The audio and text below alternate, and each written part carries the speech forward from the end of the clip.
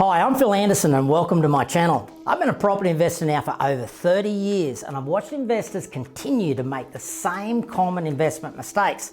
There's so many dirty tricks in the real estate industry and it's all caught up in a whole heap of sales hype. I want to cut through that sales hype and help investors avoid the common mistakes. I hope you enjoy the following content, but please remember to like and subscribe.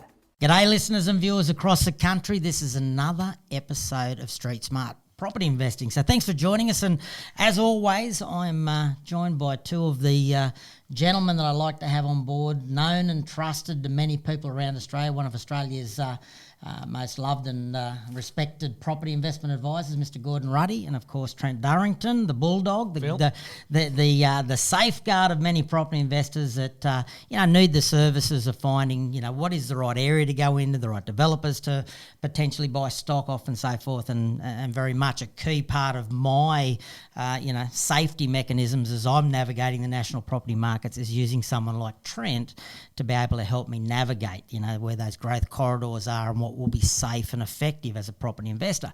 But today, guys, last time we spoke, we talked about the step-off point when someone wants to get into the property market.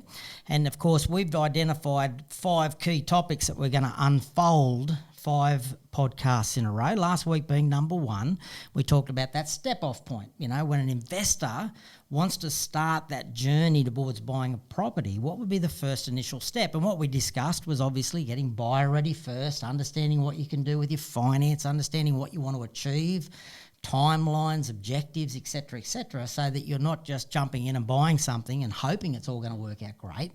And of course, in understanding how much you can afford and what goals you're wanting to achieve, you start getting a snapshot of a likely strategy and a likely objective. And from Trent's point of view, we talked about the whole idea of, whilst this boom is running at the moment, let's not let sort of just the panic of missing out misguide you from jumping into the market too quick. Understanding numbers, understanding, sort of a whole range of other elements. We know this boom is running. We believe it's going to run for some time. Many areas are going to get better growth than others, sustained growth over the years ahead. So we tried to give a good starting point last week, but today, of course, now we've gotten to the point where many listeners may be saying, well, I know I can buy, up to $650,000. I'd like to get one of these experiences that Gordon described of being this, $100 a week or $200 a week, cash flow positive based on 100% purchase costs and, all of the holding costs of owning a property. I'd like that experience, but where the heck would we buy? So today we're going to talk about, if you know what you want to do by getting into the market, you know what you want to achieve, where would you target? What postcode would you target to get the best results for you? Now, we've got some really specific ideas on this because we've been doing this for a long time. We've been assessing property markets for a long time. So I'm going to start with you, Trent. What are your first thoughts? When you start assessing, and my thoughts and the screening we've developed over the years, try to describe to the investors listening today how we narrow down the national property markets to identify the best postcodes to invest in at any time in the market, not just a boom time. Well, Phil, there's lots of layers to answering that question, lots of tangibles. But if I was to summarise, some of the key items that we're looking for is key infrastructure, public and private, current and future. So we're looking at things like public transport, hospitals, universities. Private development, and then we're looking at why is that infrastructure being created and what's the total spend, and then what's driving that, and typically it's the population pushing into that area that's driving that private and public investment. They're probably the 2 key items, and then we sort of break down from those areas, what does that area mean, how easy is it to get infrastructure to those areas? How quickly can that area absorb an amount of growth? And where I'm going with that is that ideally we try to target the areas where there's a fair bit of restriction, whether it be environmental, just the geography, meaning there's only so many amounts of lots or properties that can be developed in those areas. And then the underlying factor is coming back to what yourself and Gordy preach is that, the investment's been able to take care of themselves and give you life-changing experience from day one, being cash flow positive. Mm-hmm. So, that's just a touch. Well, mate, that's just touching on, I guess it's a bit of a broad stroke across. No, it's a good one, mate. And the reality is, I think the mistake that a lot of investors could make at the moment is there's a lot of markets that are booming, right? It's a broad base boom. There's a lot of areas that are short on stock and they've got more demand than ever because people are spilling out of, Sydney and Melbourne. Sydney's losing about 12,000 people a quarter. And that spill into these regional markets is certainly giving people, an opportunity to buy in many markets and enjoy some growth at the moment. But that doesn't necessarily mean they tick all of our boxes. Now, when we talk in the past or when we've spoken about what we have as a focus, and Gordy and I have been doing this for 30 plus years, focused on these key regional markets, I think the thing that investors might misunderstand is that we're not talking the little country towns, we're not talking the remote areas, we're talking the key secondary cities in each of the states. And that infrastructure becomes a big driver of why we go there. People need major airports, major hospitals, major, universities, all the major facilities that you would want in any, key area in a city or a, sort of secondary city. And that's obviously the foundation, of what we're, That's good. Yeah, that's probably the term to use is foundation of what we're looking for. And then within those areas, there's certainly different pockets, different quality of developments that are within those, certain restrictions on investment in specific estates within those pockets. Mm-hmm. So it's just having the finger on having the finger on the pulse of, okay, what area or estate, call it, within that area that we really like, are we going to target? We've always been big fans, all three of us, of land, right? It's always been a big part of our strategy is the land under the properties that we own. We've never been big fans of apartments and high density, properties as such. Not that we don't own or have owned and done well out of that sort of stock, but the core product and where we believe the biggest, kind of leverage point is for a property investor is the land that they have underneath those properties. And in recent years, as much as you've always respected that, Trent, you've played a big role in kind of targeting areas, for a whole range of reasons and looking at land and what's possible and what developments can take place and so forth. In recent years, your knowledge of land has dramatically increased. You've really, become one of Australia's, kind of key authorities on feasibilities of land estates and so forth, and assessing those, the need and how quickly it will come on, and the growth corridors that the councils are creating. But today, it's a more important topic than ever, given what we're seeing at the moment on the ground. Yeah, well, we're in unprecedented times, aren't we, as far as shifts in population and the areas they're pushing to. So credit to the ABS and, councils as far as analysing population growth, because they've been pretty well on the money. This is now, everything's been escalated, so they're quickly pivoting to understand, okay, have they typically got a 10 to 15 year supply chain of to sustain that population growth, and that's quickly been eroded, where certain areas are going to be out of potential property within 5 years. So that's a real housing problem. So I think the important thing for the listeners to understand then when you talk about the ABS and projection of population, that's been really important as we've gotten, closer relationships with many of the councils, and you've been assessing land and so forth in many key regions up and down the east coast of Australia particularly, because those councils have had to forecast what infrastructure they will need 15 years in advance, the hospital size, the upgrades they'll need to a whole range of infrastructures to support this trend, this emerging wave of people that were always expected to downsize out of Sydney and Melbourne and places like Port Macquarie and Coffs Harbour and all of these key regional markets. We're going to see this uplift in population, and of course that meant that state governments had to give direction to the councils to be ready for that growth. we knew that was happening. We knew that there would be great infrastructure supplied. We were watching that supply pipeline of public and private investment to facilitate that growth. COVID's just accelerated it so quickly. They're not underprepared at the moment. Many of the key infrastructure, elements were already in place from a government perspective. But what we've noticed is because of the acceleration of population going into there, land supply has been the biggest, kind of issue. The undersupply of land now in many of those markets is quite obvious, and the timeline it will take for councils to increase that supply, of course, that's not an easy one to turn around quickly. No, it's not, because you've got the infrastructure that's got to be created to service any new areas that are coming on, and they're big spends, if you're talking sewer and water, to open up a new catchment or a new zoning of residential. It's years of planning and lots of money to do so, but that's why they tend to try and keep out 15 years worth of supply. And if that's quickly getting eroded down to 5, it's a good problem for us as property investors, because there's shortage there, real shortage. So again, it's a positive for us. Yeah, lot more demand than supply, and obviously the existing housing is already, seeing an amazing amount of upward pressure.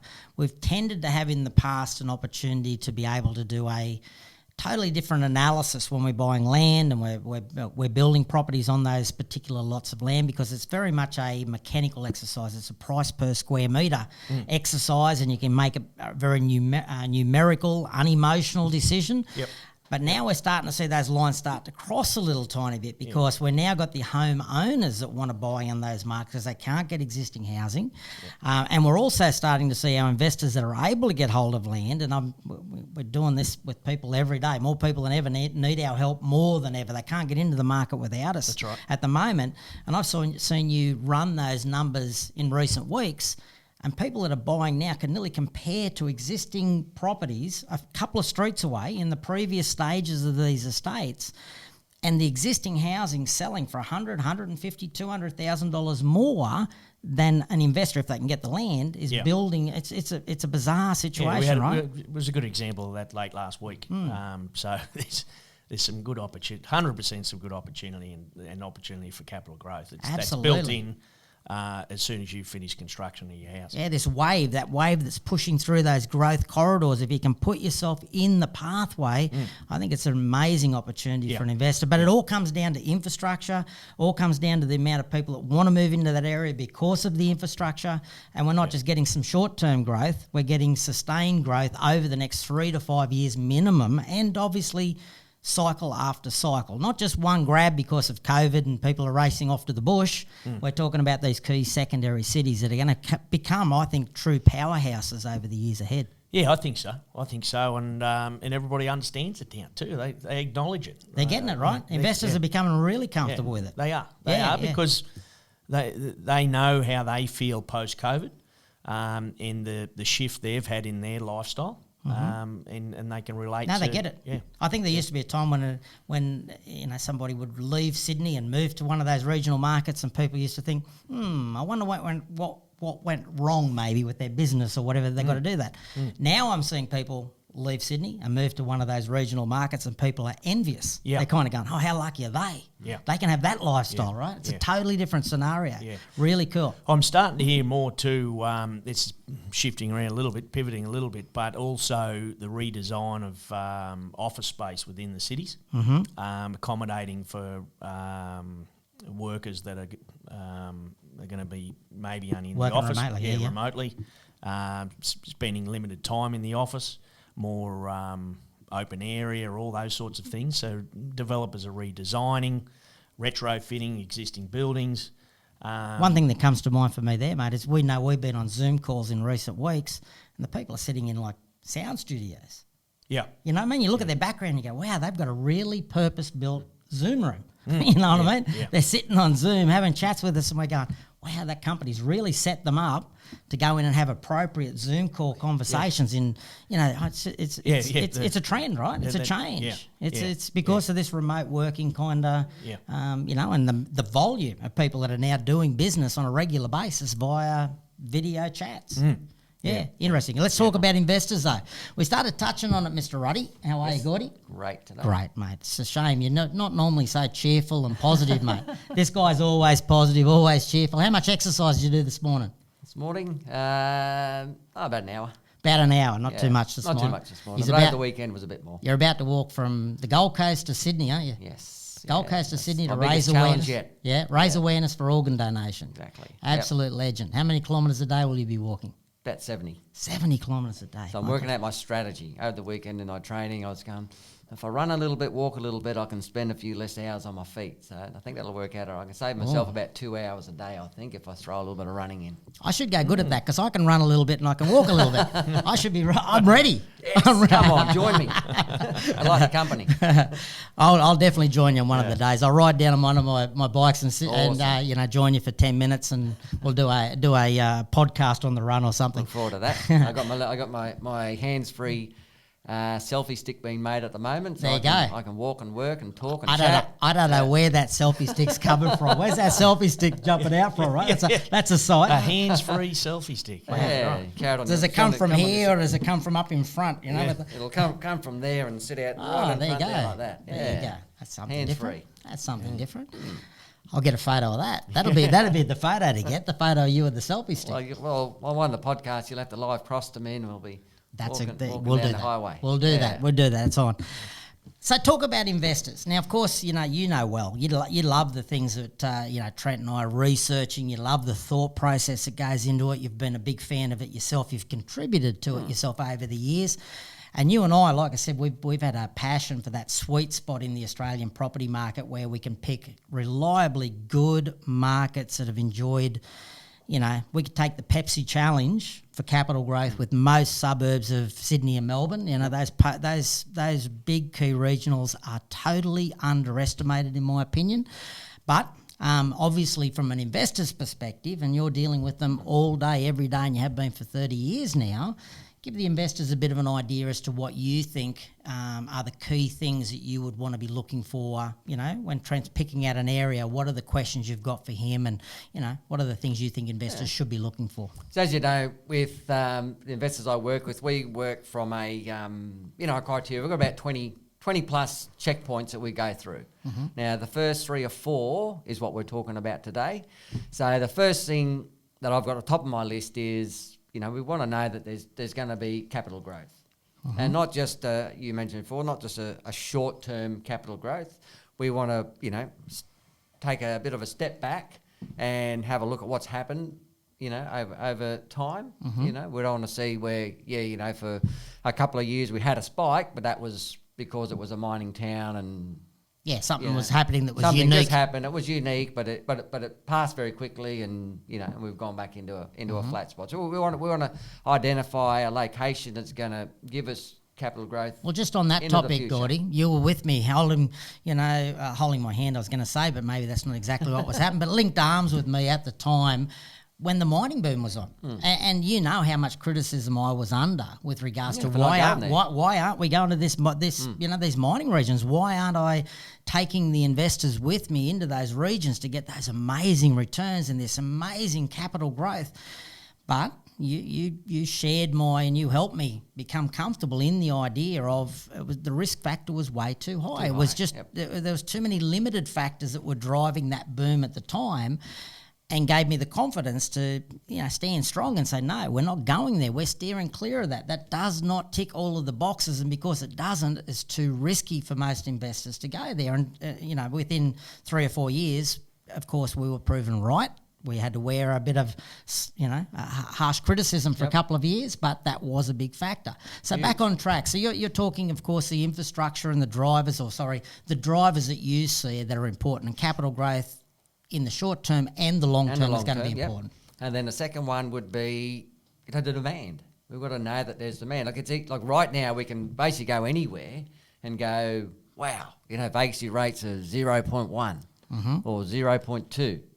But again, you stand back and have a look, and some of those locations might, 3 years ago we were sitting at 8%. Now, why was it? We got in to go, why was that? Why was it like that? We want to make sure we're going to be in a market that has sustained demand, the sustained low vacancy rates. That's number 2 for me.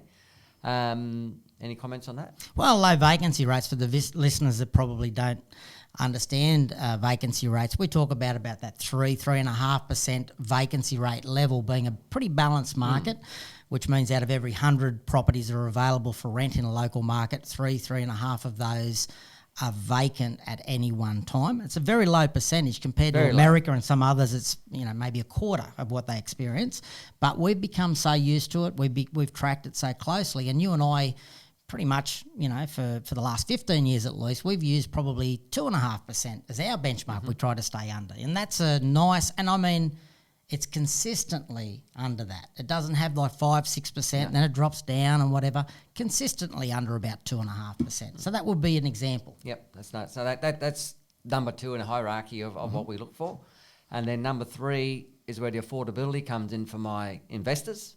Is they want to do something that's not going to make them feel like they're, yoked to something or tied to something that, they're going to live to regret one day. We don't want that. And that's what happens to a lot of investors is they've made a great decision to purchase a property, and if the experience was better for them, then they would have hung on and reaped rewards of it. But for a lot of people, because it takes away from the lifestyle today, they don't like that. People want the lifestyle today. They do. But the thing is, they can have it. They can have the lifestyle and build that asset base, because that's right back to the beginning. When you ask the question, why are you doing this? For most people, it's going to be, at some point, I want my asset base to allow me to live the life I want to live. Oh, mate, I don't need to work anymore. The decisions I've made, the assets that I now own, they're paying me, and that's what we want to do. Well, one thing's for sure, mate. It's so easy at the moment with interest rates. It's crazy, and people aren't really assessing properties properly, in my opinion, at the moment, because interest rates are so low. It's not that hard to get a property that's pretty comfortable to hold. But we were, you and I were proving that people could invest for their future and, invest for their the surety and the cash flow they would want, the lifestyle they'd want in retirement, whilst enjoying their lifestyle today when interest rates were about 7 or 8%. We were proving you could invest for tomorrow and enjoy your lifestyle today at those interest rates, right?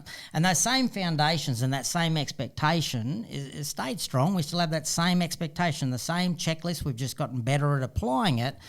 But at interest rates that are so low today, what is the cash flow you're now starting to see? Oh, cash flows today, it's not uncommon to see positive weekly cash flows of $180 to $200 a week. Yeah, it's insane. Which is on crazy. 100%, right? 100% purchase price, 100% of the purchase costs, all the the holding fees. It's crazy, And if you get that right, of course, you still get the benefits of all of the things that we would want in a buy and hold property. And I think what happens is we talk a little bit about this sustained growth. The average investor listening, they're probably thinking about a property, thinking, 12 to 15 years. Most people are, most property investors aren't looking for a job. They're just looking for a passive investment. I just want to purchase something and look back in 15 years and go, how smart was I to have purchased that property? That's going to make my retirement so much easier. Between now and retirement, I'm going to get some tax benefits, and I'm just going to, it's going to be a smart play to just, give me some more comfort, in my retirement years. But during that 15-year period, whilst we would want it to get some growth over the next 3 to 5 years, and then it might take some time off, it might plateau out for another 5 or 6, 7 years, we hope in that 15 years we'll actually get a growth period soon, let it do its thing and have a break for a while, and then get another growth period right before retirement. And that's obviously for me, that's the perfect way to look at an investment property, rather than just look at it and hope we're going to get one growth cycle between now and the end of that 15-year period.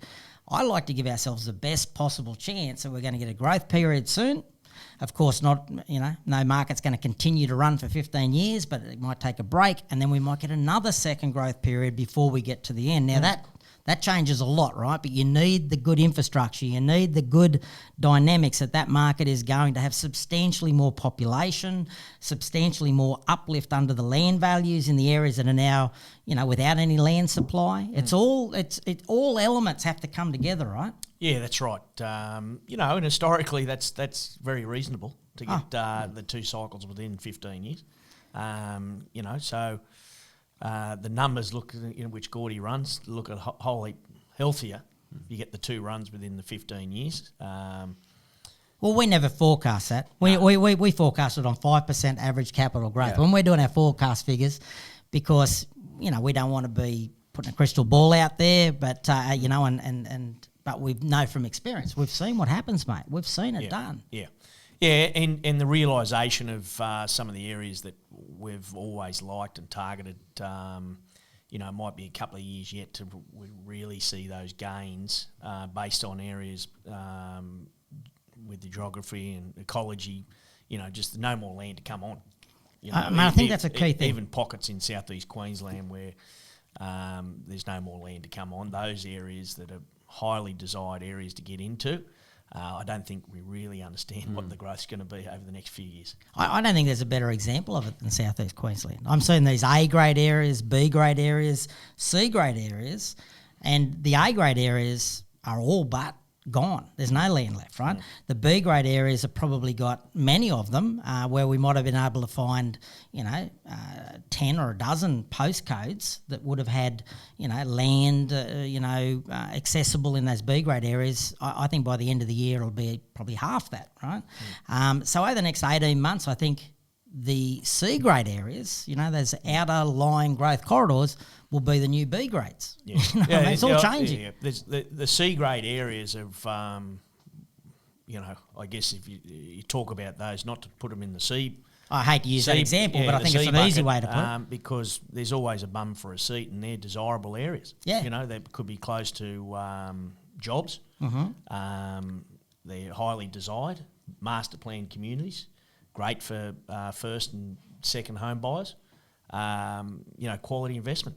I think the biggest disadvantage is to the locals, because the locals, so many times in those markets, people that grew up or know those markets, it's like the frog in the water coming to the boil, right? They still think of them as being, properties are only worth a certain amount in that area. It's an older area. But this regentrification and there's changes that we see that come into those areas and the heat that's coming under the market, all of a sudden locals can't afford to rent there, can't afford to live there, can't afford to buy, but they're just so confused because they're sitting in the middle of it, whereas someone from the outside looking in goes, man, that's cheap buying.